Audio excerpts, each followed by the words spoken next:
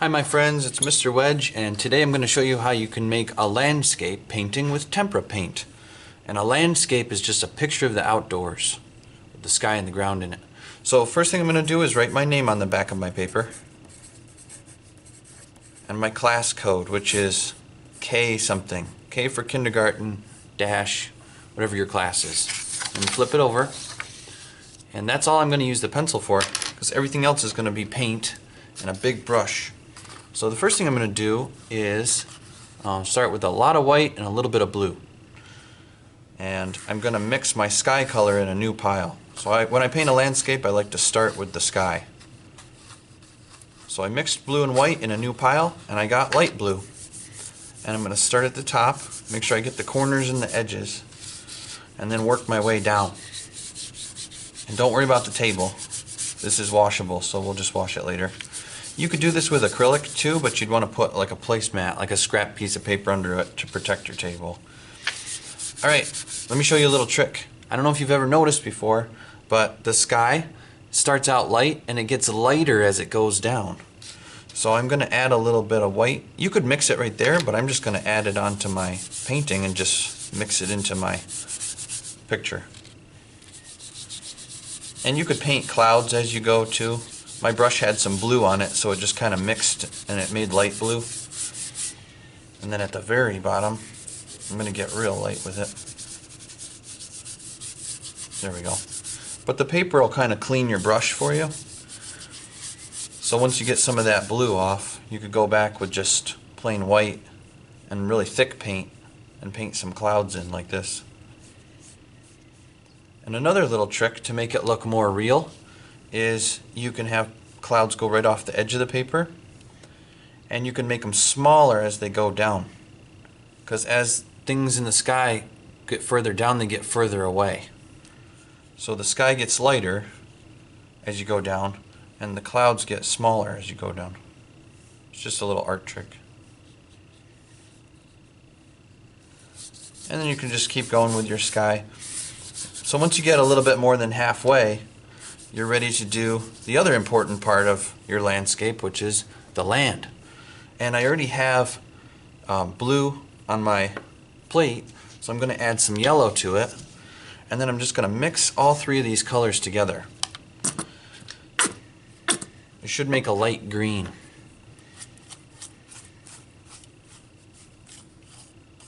So there we go. And once you have your light green color, you can make a horizon, and the horizon is where the sky and the ground touch. So in real life, there's no white space in between the sky and the ground. They're always, the sky goes right down to the mountains or the tops of the trees. And you could do a zigzag line for mountains if you want. You could do a straight line across. You could do like rolling hills. I think that's what I'm going to do. But you just want to make sure you get rid of the white at the bottom. So there's a couple hills. And then I can just start painting my ground. And I just like to go back and forth in a landscape like this. And then near the bottom, what I can do is I can add a little bit more green. And this is a little bit more intense. You see that green right there? It's a little more colorful, and it's a little bit darker too. So I can do that for the very bottom, just a little bit different. And then I can fade it and connect those two greens. So there's a good start to a landscape.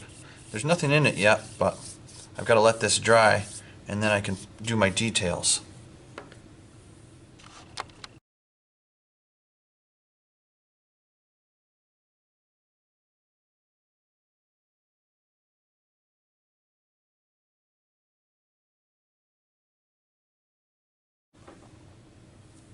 My painting is all dry, and I got a little brush and a paper towel because now I'm going to paint details in my landscape.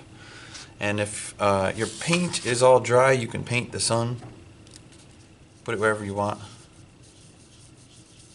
There we go. It's going to look kind of green if you paint yellow tempera paint on top of blue. But when it dries, it'll turn yellow again. Yellow is kind of see-through until it dries. Alright, I'm going to wipe my brush. If you notice, I just got the primary colors and white. but I can make anything with these colors. So like if I want to put a tree in here, I can, but I'm going to make my own green, and that's good because I want it to look different than this green. Otherwise I won't be able to see the tree. So if I mix a lot of yellow and a little bit of blue, it'll be a yellowish green. And if I mix a little bit of yellow and a lot of blue, it'll be more of a dark bluish green. And I'm going to do a really yellowy green. So I did a lot of yellow in a new pile, a little bit of blue, and that's sort of like a lime green. And if you want it to be even more yellow, you just add more yellow. And I'm going to paint my trees with this. So, like I said, you're not really going to be able to see it until it dries, and then the yellow shows up, it gets brighter. But I'm going to put a tree right here. It's about that big. Those are the leaves on the trees. But if you have one that gets farther away, you're going to make it a little bit smaller, because when things get farther away, they look like they get smaller. You could also do a triangle like this. And that's more like a pine tree, or like a Christmas tree. And I know it's hard to see, but when the paint dries, you'll be able to see those better. It's just because it has a lot of yellow in it. I'm going to wash my brush, and I want to do trunks for the trees, like the wood part, but I don't have any brown. So what I can do is mix basically all four. Brown is just dark orange, so it's mostly these, but I can do yellow in a new pile, a little bit of red, and I just made orange. And then if I add blue to it, a little bit of blue, it'll make it a lot darker.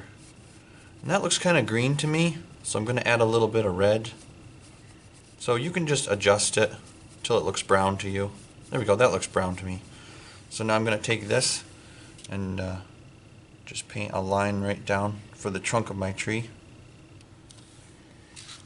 And you could also add white to it too to make it a little bit lighter. Get a light brown.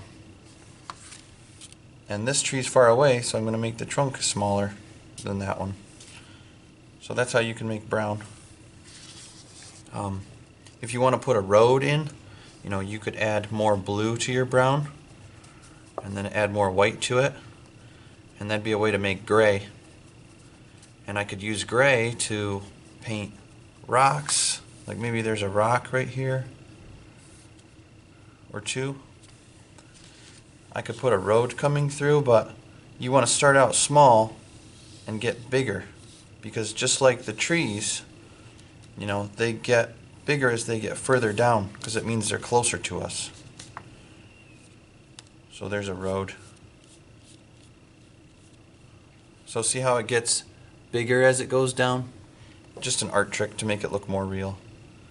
If you have gray, you could make it really, really light by adding white to it. And then you could put some shadows in your clouds. That makes them more interesting, more realistic.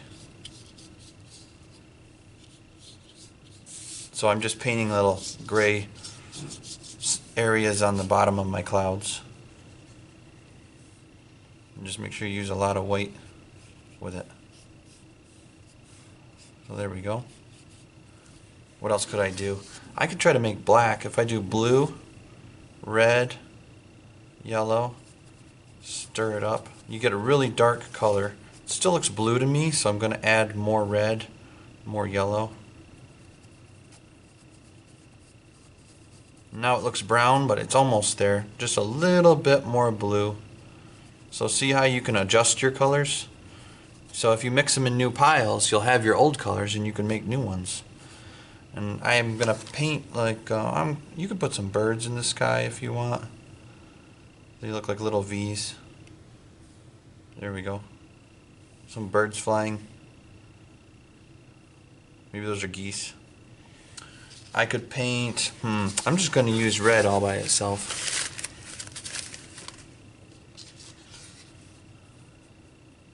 I'm going to paint a house. Maybe I'll add a little bit of white. That'll make it pink. Alright, so maybe over here there's a house. And it's kind of close to the horizon, so I'm going to make it kind of small. But when you paint something like a house, don't just leave it like that, okay? Because that's like a see-through house. We want to be able to make it look like a real house, so I'm going to not just outline it, I'm going to paint it in too. and then I can wipe my brush. And if I have a color that I already made and I want to use it again, I can just use it. Put a door in my house or a window. But I'm using a little brush for details. But you can really put anything you want in the landscape. Use your imagination. Alright? So work hard and have fun. And I hope you enjoy making landscape paintings.